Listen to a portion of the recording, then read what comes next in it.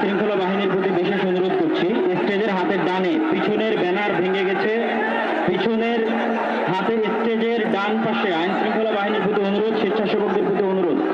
আমি দফাকুল মাদারিসুল আরাবিয়ার সম্মানিত মহাসচিব আল্লামা মাহফুজুল্লাহ হাফিজাহুল্লাহকে মঞ্চে আসার জন্য অনুরোধ করছি। আমি মঞ্চে আসার জন্য অনুরোধ করছি আমাদের এবি পার্টির সম্মানিত সভাপতি মঞ্জু ভাইকে মঞ্চে আসার জন্য অনুরোধ করছি। আমি ডাক্তার নুরুল ইসলাম বুলবুল ভাইকে মঞ্চে আসার জন্য অনুরোধ করছি।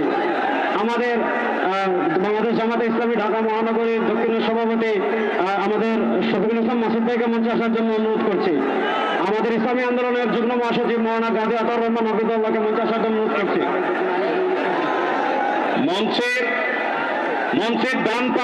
মঞ্চের ডান পাশে যারা আছেন অনুগ্রহ করে আপনাদেরকে অনুরোধ করছি, আপনারা একটু ধৈর্য ধারণ করুন, না হলে ব্যারিকেড ভেঙে যাবে।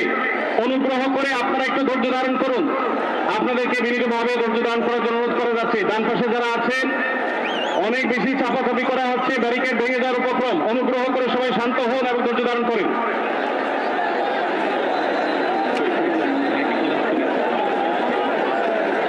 আমি মঞ্চে আসার জন্য অনুরোধ করছি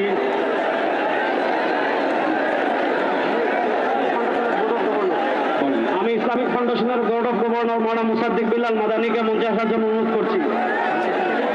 আমাদের জামাতে ইসলামের মহানগর উত্তরের সেলিমউদ্দিন মাহমুদকে মঞ্চে আসার জন্য অনুরোধ করছি।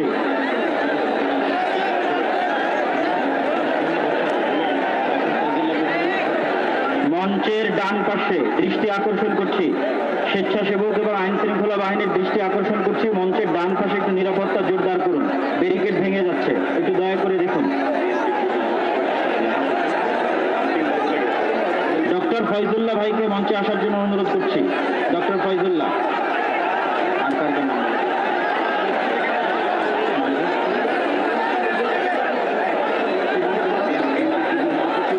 ইসলামী ছাত্র শিবিরের কেন্দ্রীয় সভাপতি জাহিদুল ইসলাম ভাইকে মঞ্চে আসার জন্য অনুরোধ করছি।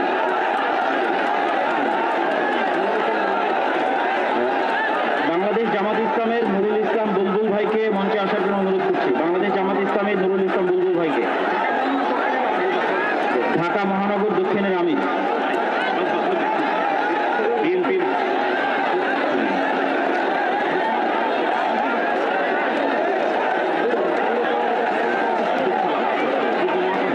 যুগ্ম মহাসচিব জনাব আব্দুল সালামকে মঞ্চে আসার জন্য বিনীত অনুরোধ করছি। বাংলাদেশ জাতীয়তাবাদী দলের যুগ্ম মহাসচিব জনাব আব্দুল সালাম।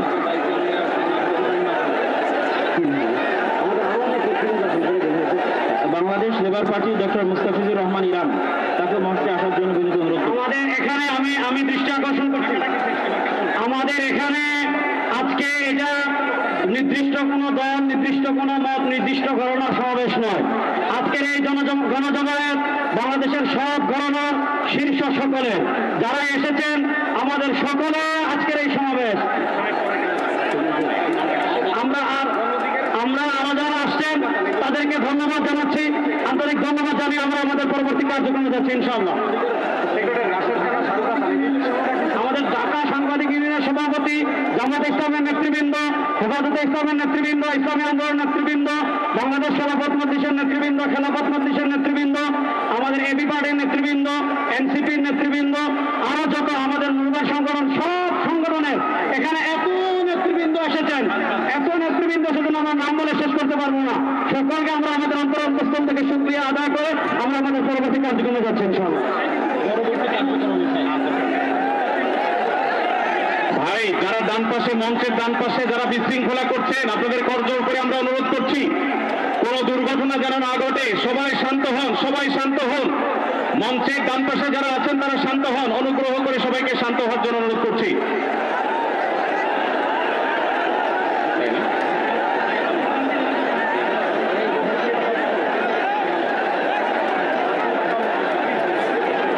আমরা সবাই একটু আকাশ বাতাস কাঁপিয়ে একটু আল্লাহ সুবহানাহু ওয়া তাআলার বরত্ব বর্ণনা করি। লিল্লাহি তাকবীর, লিল্লাহি তাকবীর।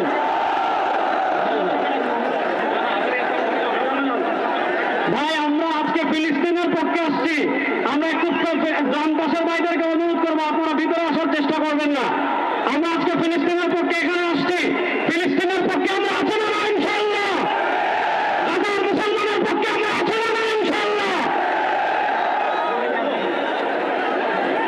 এই যে আমার প্রিয় যুবক ভাইয়েরা, এই যে free free Palestine, free free Palestine, from the river to the sea, Palestine will be free.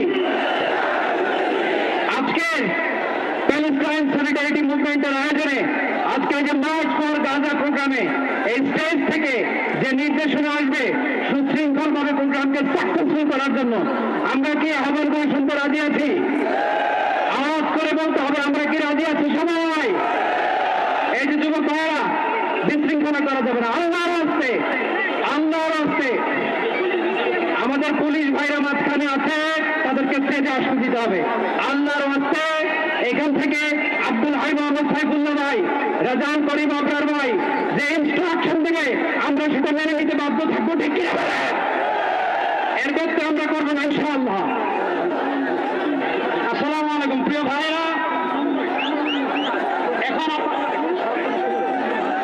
এখন আল্লামা মাহমুদুল্লাহ স্লোগান দিবেন ইনশাআল্লাহ।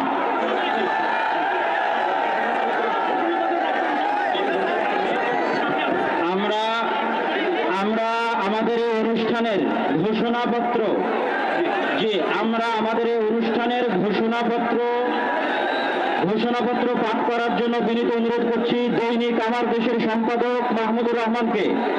আমরা আজকের এই অনুষ্ঠানের ঘোষণাপত্র পাঠ করার জন্য বিনীত অনুরোধ করছি দৈনিক আমার দেশের সম্পাদক মাহমুদুর রহমানকে। আর এই ঘোষণাপত্রে আমাদের সকলের আজকের বক্তব্য। দয়া করে আমরা শৃঙ্খলা বজায় রাখি। পুলিশ বাহিনী, আইন শৃঙ্খলা বাহিনীকে অনুরোধ করছি, সবাই যেখানে যে আছেন সেখানে অবস্থান করেন, আর সামনে আসবেন না।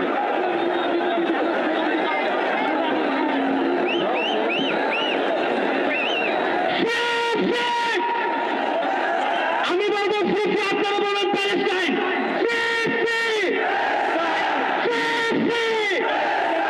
সবার ফেসবুকের পতাকা উপরে দেখতে চাই।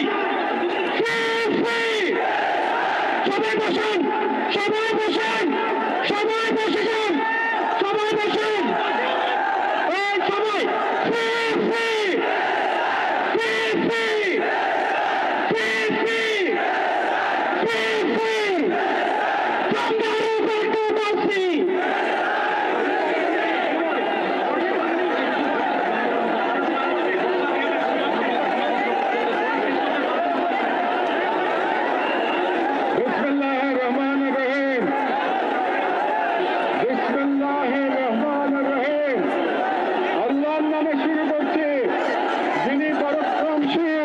পরাক্রমশালী, যিনি ন্যায় বিচার প্রতিষ্ঠাকারী, যিনি মজলুমের পাশে থাকেন আর জালিমের পরিণতি নির্ধারণ করেন। আজ আমরা বাংলাদেশের জনতা যারা জুলুমের ইতিহাস জানি, প্রতিবাদের চেতনা ধারণ করে সমবেত হয়েছি গাজার মৃত্যু ভয়হীন জনগণের পাশে দাঁড়াতে। আজকের এই সমাবেশ কেবল প্রতিবাদ নয়, এটি ইতিহাসের সামনে দেওয়া আমাদের জবাব, একটি অঙ্গীকার, একটি শপথ। এই পদযাত্রা গণজমায়েত থেকে আজ আমরা 4টি স্তরে আমাদের দাবি সহ উপস্থাপন করব। আমাদের প্রধান দাবিগুলো জাতিসংঘ আন্তর্জাতিক সম্প্রদায়ের প্রতি, যেহেতু জাতিসংঘ আন্তর্জাতিক সম্প্রদায় সকল জাতির অধিকার রক্ষায় দখলদারিত্ব গণহত্যা রোধের সম্পর্ক প্রকাশ করে, এবং আমরা দেখেছি গাজায় প্রতিদিন যে রক্তপাত, যে ধ্বংস চলছে, তা কোনো একক সরকারের ব্যর্থতা নয়, বরং এটি একটি আন্তর্জাতিক ব্যর্থতার ফল। এবং এই ব্যর্থতা শুধু নিরাপত্তার মধ্যেই সীমাবদ্ধ নয়, বরং পশ্চিমা শক্তি বলয়ের অনেক রাষ্ট্র সরাসরি দখলদার ইসরায়েলকে অস্ত্র, অর্থ ও কূটনৈতিক সহায়তা দিয়ে এই গণহত্যাকে দীর্ঘস্থায়ী করেছে। এবং এই বিশ্ব ব্যবস্থা দখলদার ইসরায়েলকে প্রশ্নবিদ্ধ না করে বরং রক্ষা করার পরিযোগিতায় নিয়েছে।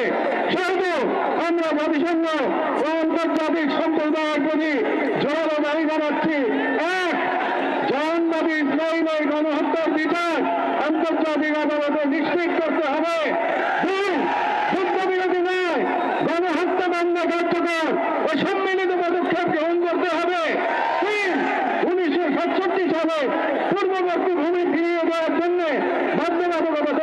হবে। চার, পূর্ব জেরুজালেমকে ফিলিস্তিন রাষ্ট্রীয় রাজধানী হিসেবে আন্তর্জাতিকভাবে স্বীকৃতি দিতে হবে। এবং পাঁচ, ফিলিস্তিনের আত্মনিয়ন্ত্রণ, নিরাপত্তা এবং রাষ্ট্রীয় সার্বভৌমত্ব প্রতিষ্ঠার পথ উন্মুক্ত করতে হবে। কারণ এই মুহূর্তে বিশ্ব ব্যবস্থা যে ন্যায়ের মুখোশ পড়ে আছে, গাজার ধ্বংসস্তূপে সেই মুখোশ খসে পড়েছে।